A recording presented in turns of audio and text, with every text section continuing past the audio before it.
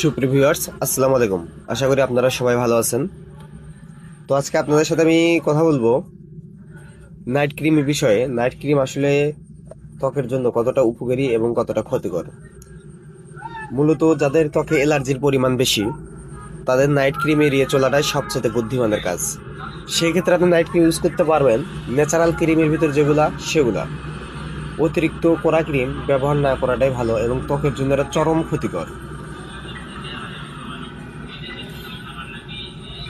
যাদের এনার্জির পরিমাণ কম তারা নাইট ক্রিম অবশ্যই ইউজ করতে পারবেন, কিন্তু ভালো কোয়ালিটি এবং ব্র্যান্ডেরগুলো।